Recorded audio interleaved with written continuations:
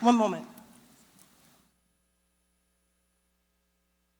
Oh, well, you know what? Here she is. Come on. Am I supposed to come out already? You were supposed to wait. Oh, sorry. Come on out. Come on here. So you can stand here while I'm saying it. She is the Vice President of Bill Murray Productions, and oh my God, my glasses are sort of broken. You know, we are going to find out all about Sasha when we get over there. I just want to give them a thumb, and while you're still, and I want to have another applause for Sasha Alpert, and we're going to bring out Ben Lear.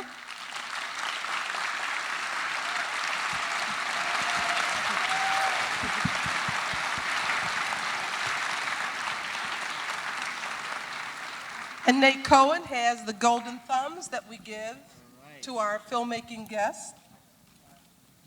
Thank you. And these were originally cast from Roger's thumb. I'm not quite sure if these still are, but these are, let's say they are. Well, we really appreciate these, and we're especially happy that they're pointing in the right direction. Would you like to take them to the seat with you, or we can hold them backstage for you? Okay.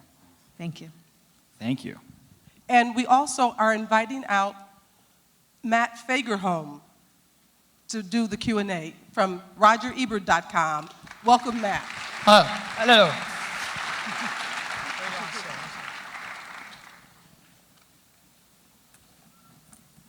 So, I don't know if anyone else feels this way, but I certainly feel this way, that when you watch a film now, and well, for me, when I review a film, it's impossible for me to do it now without being reminded that we have a president who sees no value in the National Endowment of the Arts, basically, right now.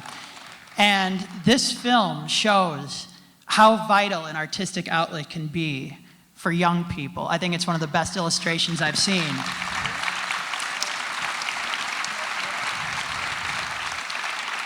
And I guess I just want to start, if that's okay, start out with that, with Inside Out Writers. Tell us about this program and how you sort of came to know about it. Sure. I came to know about Inside Out Writers around the exact same time I came to know about this world and eventually have the idea to make the film. I mean, they all really went together. 4 years ago, I sat in on a writing class in a juvenile hall, in the juvenile hall that's portrayed in the film, and it was an Inside Out Writers class. And then I learned that this is an organization in LA County. They have writing classes in every single juvenile hall, and every unit in every juvenile hall in LA. And they're not typically screenwriting classes. They're mostly poetry classes, journal writing classes, you know, getting these young people to talk about, to explore themselves and eventually express their feelings.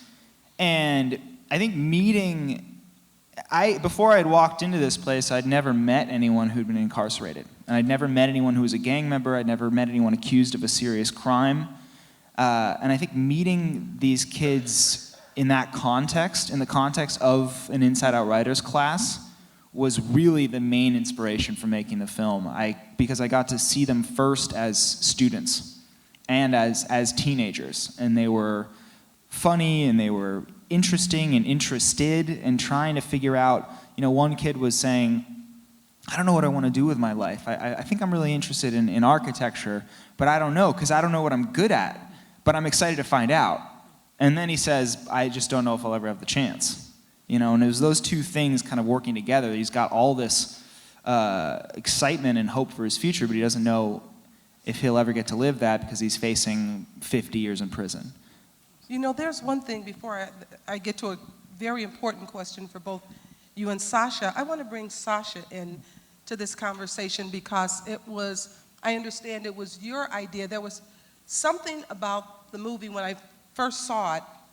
I thought it was going to be sort of one-sided, and then I saw the victim. And I thought it was very important to show that there are people who are living with consequences as a result of some of these actions. And I heard that was your idea to sort of do that. Yeah, I mean, I think it's always important to make a film that's fair. and that shows both sides of the issue so that you're not just making a film that you're preaching to the choir, or it's in an echo chamber. So there were real victims to the crimes. I mean, these are not kids that are good kids. They're kids that have done serious, serious crimes, and I think it's important to recognize first and foremost that they're being taken advantage of by the system, but also that they committed very serious crimes. The other question I have is, what is it about someone who's under the age of 17 or 18 that makes it perhaps not proper or fair to sentence them to life in prison? So over the last 15 years or so, there's been a lot of neuroscience that's been done on this, on the development of the brain, especially the prefrontal cortex. And all of it suggests that the prefrontal cortex, which is the part of the brain that really governs long-term consequences, impulse control, accountability, and all of these things that really come together in the issues in the film, in the commission of a crime, that is not fully developed until you're in your mid-20s. So based on that neuroscience, the Supreme Court made a number of decisions, starting with juvenile death penalty, saying that that was cruel and unusual punishment, and then saying life without parole for juveniles is cruel and unusual punishment. Because of the neuroscience and the idea that their brains are not fully developed, the implication is that they therefore have a greater capacity to change. If a 15-year-old commits a heinous crime, you can't know for certain who he's going to be 10 years later.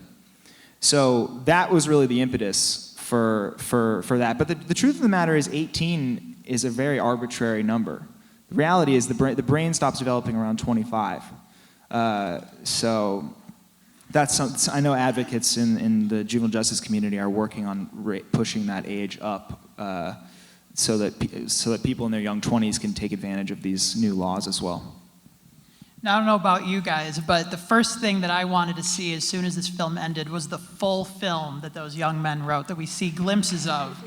And I want to ask about the editing process, because I love how you cut to just little moments, little shots, images. It's like they're springing directly from the kids' minds that they're talking about them. So tell me about how you chose to incorporate that in the film. I think you said it. I mean, that was really the idea. When I realized that we were going to get that Gabe was going to go shoot the short film and we would have the footage, I got really excited about the idea of cutting it into the documentary and using it in more of an abstract way, as visualizing their process and really their dreams. So we wanted it to be, instead of like actually playing real chunks of the short film, we wanted it to be a little more, of a just artistic kind of illustration of their inner lives, I guess. And does the film exist in its entirety somewhere? It does, and it's hanging. It's in a bit of a state of limbo. I'm really looking forward to it being released online, which should happen soon, and it will be at InsideOutWriters.org. And if you sign up on our mailing list at theycallusmonsters.com, we will let you know like immediately once it's available, because I'm excited to share it. Sorry? Theycallusmonsters.com. That's the film's website. Yeah, if you sign up to our mailing list, we'll let you know when the short film is out. Also, just to mention that we had a terrific editor working on this, Eli Desprez, who's cut Wiener and a bunch of other films, and Blackfish, and that's a very important creative part of any documentary is the editor. Yeah, enormous contribution. This is your first directing film, right, as a director. What made you want to make a film about juveniles being sentenced to life imprisonment?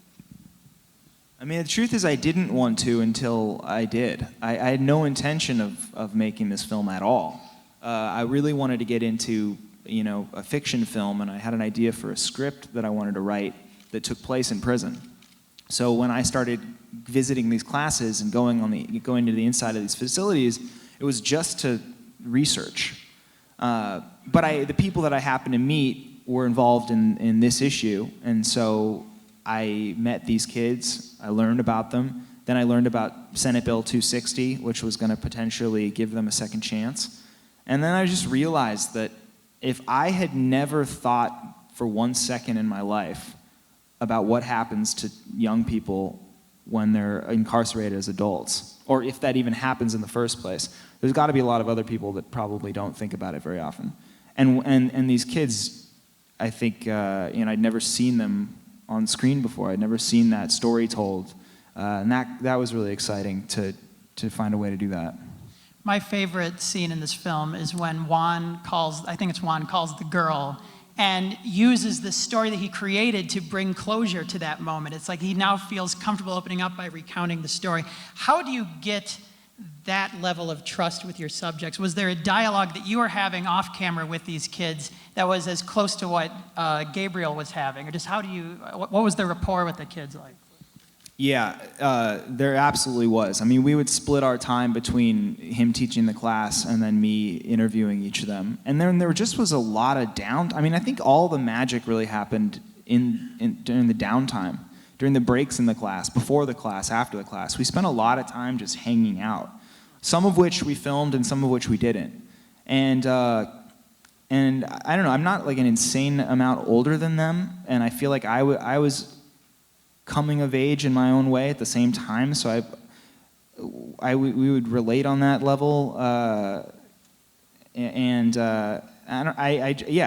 felt a connection right away. And then with the Juan thing, that also required a little bit of like, hey man, you should call her. You should definitely call her. Has Abigail seen the film? She has not seen the film. Maybe actually. I think his family may have sent. This isn't totally clear, but she's in El Salvador. So I think his family may have sent a copy down there. I actually went there and interviewed her though, and it didn't end up in the film. But that was a really interesting experience. Why isn't that in the film? It felt too outside the world of the film, and I think I liked her presence there through him. But it was really cool, and she said she had a crush on him also. So it was more bittersweet. And Sasha, as a producer, what are some of the things that you have produced? And I'm only asking you that question because my glasses are not working right now. I actually could say something. I had a question about about Valentine Road. Could you talk about that? Because that was a film you did in the past about youth as well. Well, it was almost like a prequel to this film. It's about one kid who shoots another kid at point-blank range in the back of the head in 8th grade English class, and the fiasco that was the trial that happened after and what happened with both of those kids. So something about young people in peril is very interesting to me. But I will say, just bringing it back to this film, because I obviously saw a lot of the interviews before they were edited, I mean, Ben did really have an extraordinary rapport with those boys. I mean, there was a trust level that really is hard to get, and an access that's really almost impossible to get that Ben had with those guys. And in establishing that rapport, they are Latino. Actually, there is one thing about seeing this movie again today that breaks my heart. You talk about empathy. When you look at their home lives, Juan's home life, Jared's home life, they came from, it seems like, families who loved them. Their sisters, the stepfather was so broken up. How, it just makes me wonder, how does a kid go from that to being accused of murder, first-degree murder? And I know a lot of it is, there are a lot of different answers to it, but it just broke my heart. That's not a question. But what, in your relating to them and finding that love, finding the trust, or having them trust you, what was it about you that made, what was it about you and how you approached them that made them open up to you? I think somebody gave me really, really good advice, like when I first went in there, that just said, they have the best bullshit detectors you're ever gonna come across. So just be yourself. Don't try to put on an act. Don't try to relate to them. Be yourself. They are hungry for authenticity. They're hungry for truth, as you see in the way that they wrote the film. I mean, they wanted to write a very real film, and all of their creative ideas were so nuanced and so interesting because they really appreciated honesty. So I tried to just be as honest as possible. And I think also the fact that, like, you couldn't come from a more different background, you know, than I did with them. You know, two complete opposite ends of the spectrum in every way. And that was actually directly, that was a direct, that was part of why we connected so much. Because I think we all realized, like, I think the further you are from somebody in terms of your background, your history, your life experience, it's almost like a math equation. The further removed you are, the deeper and more profound the sense of empathy is once you make the connection. So I think we were really into this idea of, like, man, on paper, we shouldn't be able to relate on anything. But we're like, we have the same sense of humor, and we're joking about the same stuff, and we're both humans, and we're finding all of these connecting points. And also the fact, like, to be totally honest, the fact that they had committed these really, really serious crimes. It was just another barrier. You know, it was another sense of removal. They're so different, and yet we're relating. And I think we all really got a kick out of that. That's kind of it's the whole fucking idea. Sorry. I'll say there was another thing that I hadn't seen the film in a while, and I saw it today. Something that really broke my heart is seeing when Jared is writing the apology letter to the girls, and everything is spelled wrong. He clearly was not particularly educated. He clearly is not being educated properly in jail, and somehow that really hit me. Is it this? You know, are these kids even going to have a voice in the world? Are they going to have any kind of ability to get themselves out of the situation that they're in?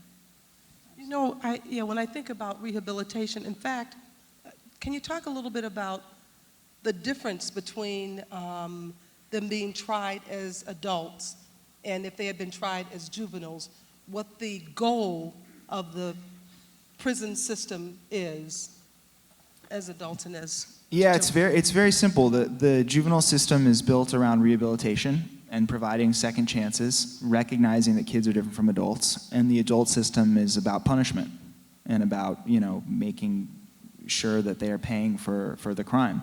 So if you put a juvenile in the adult system, you switch. The implication is you're saying you're not deserving of a second chance because of this crime you committed, because of X, Y, and Z. We believe you are now out of the realm of hopeful and into the realm of irredeemable, and that's a huge symbolic difference, and that's why I think it's so important. The thing that I really wanted this movie to show you this world and allow you to decide for yourselves how these kids should be treated. But if I have any personal agenda, I'm really into the idea of providing an opportunity to earn a second chance. Just because you're a kid, it doesn't mean you're going to get a get out of jail free card. You know, it doesn't mean you deserve to be out. If you're a danger to society, it doesn't matter what age you are, you should stay in prison. But if you're capable of changing, and if you're going to do the work that it takes to change your life and prove to everybody that you can be a productive, safe, helpful member of society, I don't know that I care what crime you committed. I think you should have that chance. You know, what is the name of that Michael Moore movie where he goes to Norway and looks at the prison system there? Oh, Where to Invade Next? Where to Invade Next. And I think, they said in Norway, even if you committed murder, there's no such thing as life in prison. You get a certain fixed number of years, and while you're in prison, there are actually programs for real rehabilitation, because if you're going to return someone to society, you don't want to return them in worse shape than they were before they went in. Do you see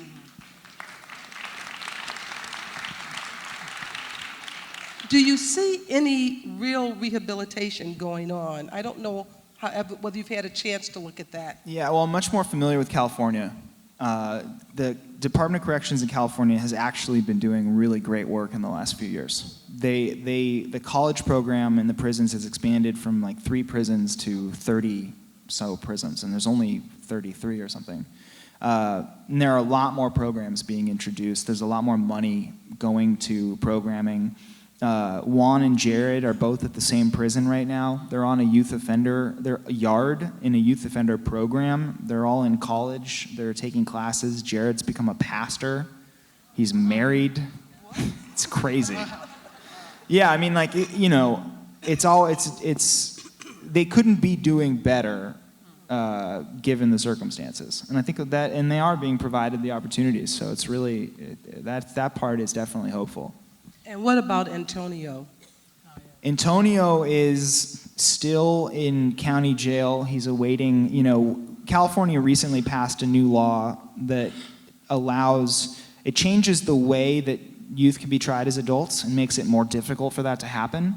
So Antonio, who was initially put into adult court, is now back in juvenile court, and he's awaiting a specific hearing before a judge to decide whether or not he should go to juvenile or adult court. And the stakes of that are pretty high. If he goes to adult court, he's looking at a bunch more time. If he stays in juvenile court, he should get out relatively soon. I think he's much more equipped now to succeed on the outside. I think it just took a few more years of him growing up and committing to himself and bettering himself. I feel a lot more hopeful for him if he's given another chance. Now, we're screening a great documentary about your father tomorrow, Norman Lear. And, but I just had to ask, I asked him backstage about this. Is there anything about how he brings dimension and context to people who are often dismissed as monsters in his work or racist or whatever? Is there anything that directly spoke to you about his work, or was there any influence that you could say? That's a point that has been made to me on the festival circuit. Yeah. I never thought about it. Yeah. I'm sure there's a lot of stuff going on under the surface, you know, we're related. But really, yeah, I really wasn't thinking about it at the time. And actually, I just wanted to make the point that it's totally coincidental that both Ben Lear and his father, Norman Lear, are at this festival. They just both happen to have 2 good documentaries. Well, Chaz invited me, and I said, do you mind if he can come also? Yeah, we weren't going to invite your father at all.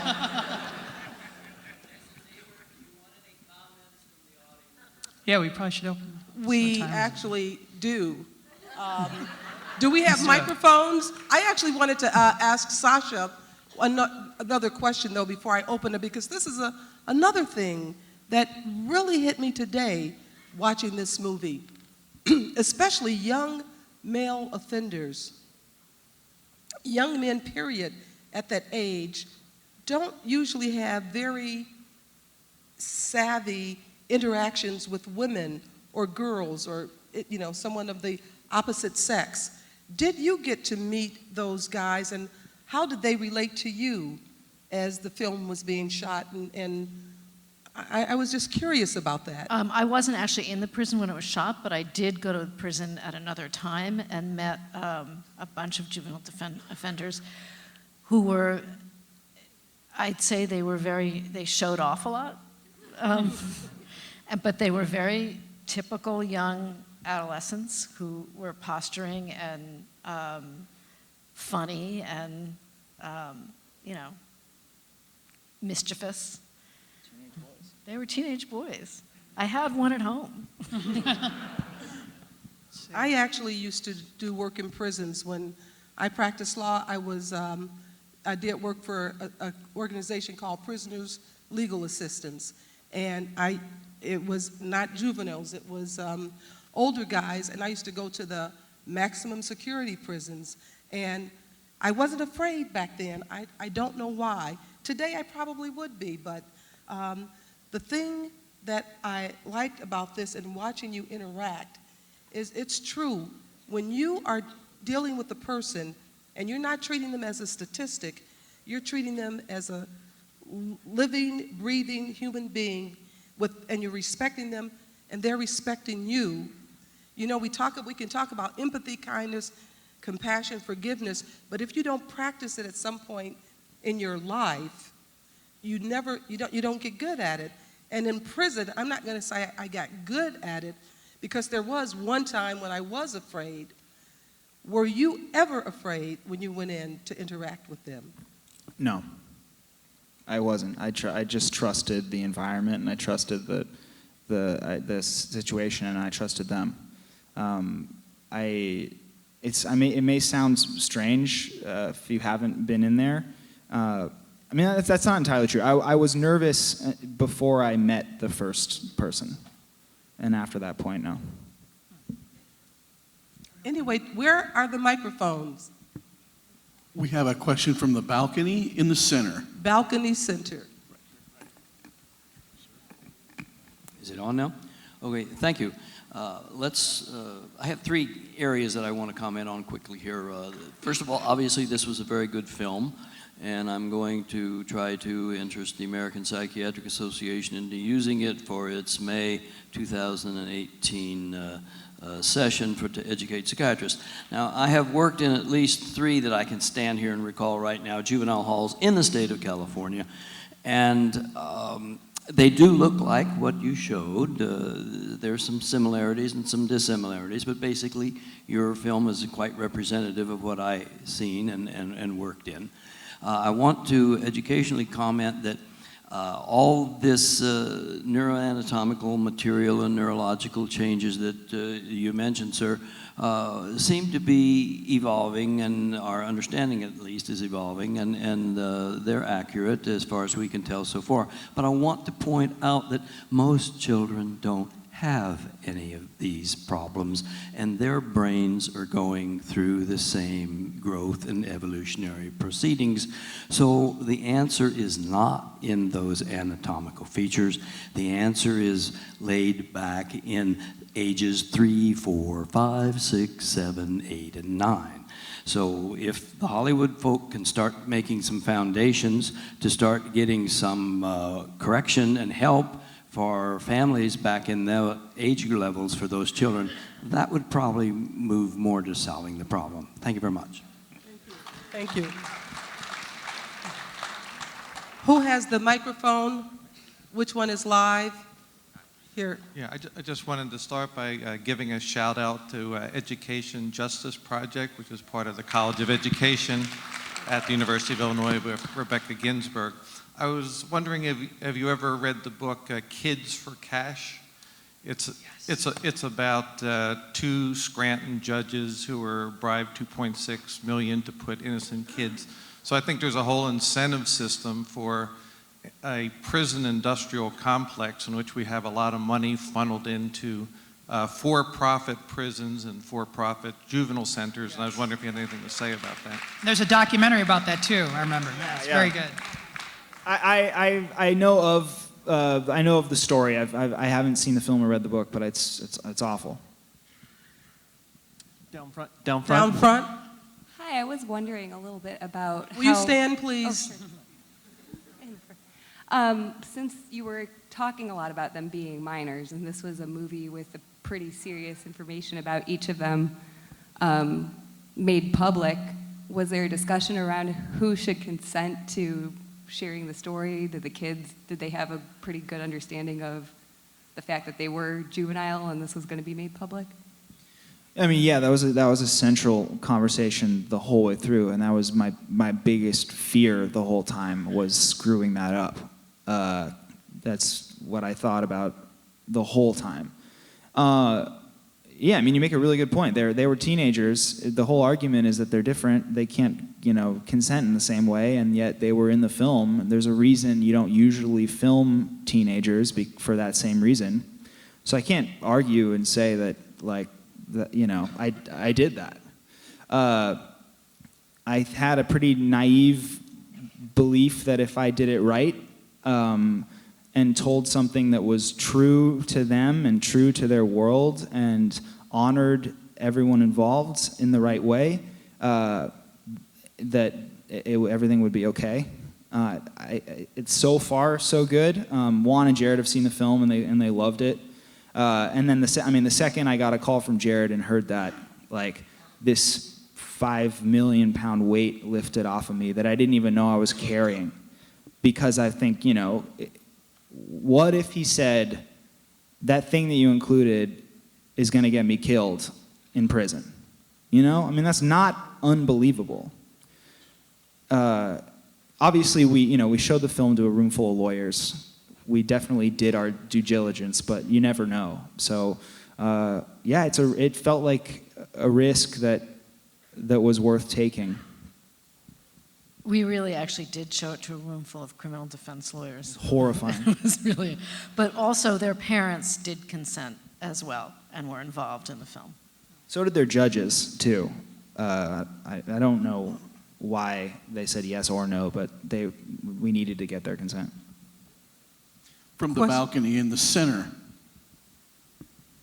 Well, you just partially answered my question. I was going to ask, how did each of those boys respond to this film? Yeah, so unfortunately Antonio hasn't seen it yet just because of where he's being locked up, but I think I may actually be able to show it to him soon. Juan and Jared have seen the film. I sent it to the prison. I wasn't able to be there when they saw it, and weeks went by and I didn't hear anything, and I got a call from Jared saying, you know, that he thought it was awesome. And a year before, he had said to me, don't use anything from my trial. And I sent chills down my spine, and we talked a lot about it since then, and he came around to it, but, you know, I was still really nervous, and he told me that he loved it, and the thing that he said that touched me the most was, he said, you know, it was really great, but I was just wondering the whole time, where were you? And I think what he meant was just, like I was saying earlier, just the experience of making the film was so very much all of us hanging out together and getting to know each other, that for him it was surprising not to see me in it. And that meant a lot. And then Juan actually he wrote on a piece of paper and it was scanned to me. He said, I approve of all of the footage in this movie. Oh yeah, that's another thing. I have never seen a worse representation by a lawyer. Oh. That was actually criminal. I mean, I hope you never see a worse one. No. has she seen the movie? I have no idea. She hasn't reached out to me, that's for sure. This question comes to you from the back of the house. Ford. Thank you so much for your movie, and I'm sorry for my voice. I'm here to shamelessly shill this entire audience to support the Urbana-Champaign Books to Prisoners project, where we send books to prisoners throughout the state of Illinois. And if you're not from Illinois, your state likely has a similar program. They write us letters, we send them books. I love it. Thank you.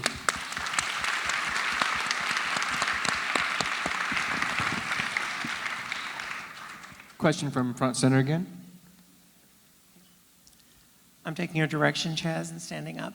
By the way, just what you just said, I was thinking the exact same thing about the quality of the defense with somebody who was obviously a commercial, so somebody had advertised that they were the fixer. I saw that in the film, and I kind of got an idea that she was somebody that you had recognized, Ben, that was not someone who did a great job on that.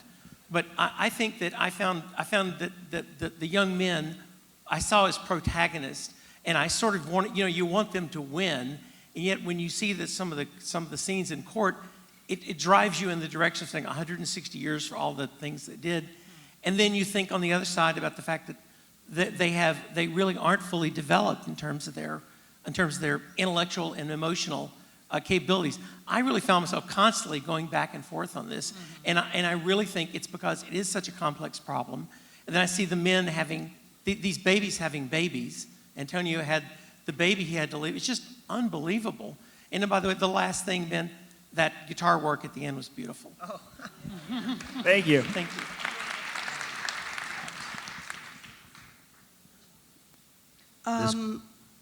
I think we have time for 2 more questions. This question comes from in front of you in the aisle on the main floor. Yes. Great job, thank you. The most poignant point in the movie for me was when Antonio was freed, and I believe most problems in society for men relate to the lack of hope related to any economic opportunity, and maybe you can comment on that. It's kind of like in Shawshank Redemption, when the people are freed, it's much worse because there is no hope. And I wondered if you could just share your view of that part of the movie. Yeah, I couldn't agree more with that. I think for Antonio getting out, there were a lot of things at play, a lot of things working against him. But I'll speak specifically to the idea of economic opportunity. Yes, he went back to juvenile court, but he didn't have his record sealed. So he had to go back into society as a 16-year-old with a record, with a serious record. He was institutionalized. He was very used to the institution of jail. And as you saw in the film, his dream was to become a Navy SEAL, which he was not allowed to pursue because of his record. I personally feel like him joining the Army, the Navy, the Marines would have been the best thing for him, hands down. It would have provided a level of structure that could have been consistent with what he was coming from, purpose. It parallels the gang, the same type of purpose that they're deriving from their gangs you can receive from the military. And it was just really sad to me that he didn't get to do that. So I agree. And the last question. Front row. Hi, all. Actually, I have 3 questions. I'm going to ask them all at once.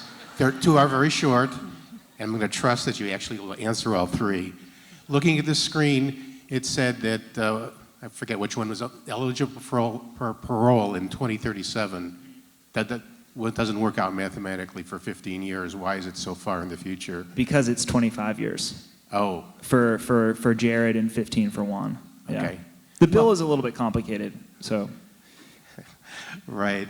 Also, I was shocked at the size of the sentences. Watching TV programs and even TV news, nobody ever gets 50 years multiplied by 3 or 4 times. I wonder if you could speak to that. And third, how did you choose, of all of the inmates in juvenile California, which ones to include in your film?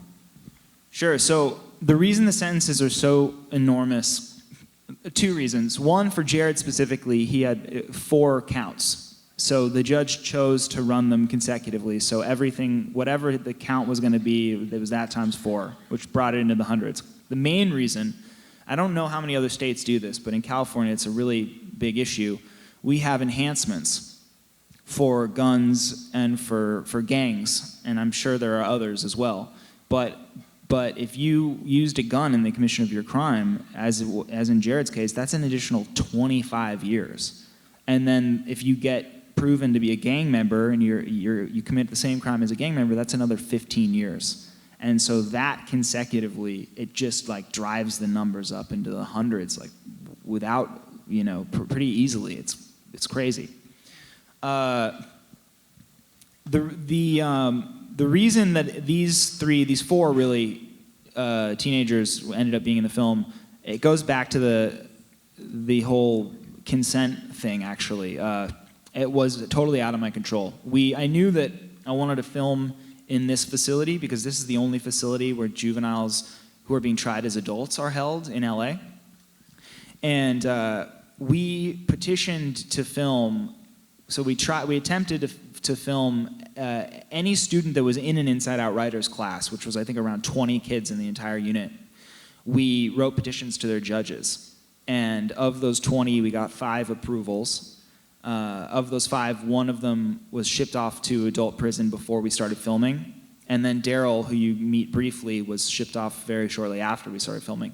It just so happened that those 4 were the 4 that I knew the best.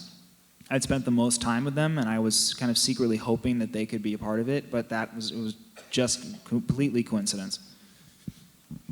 Well, Ben Lear, Sasha Elver, thank you very much. Thank you. Thank you, Chaz. Yep, thank you, Matt. Coming.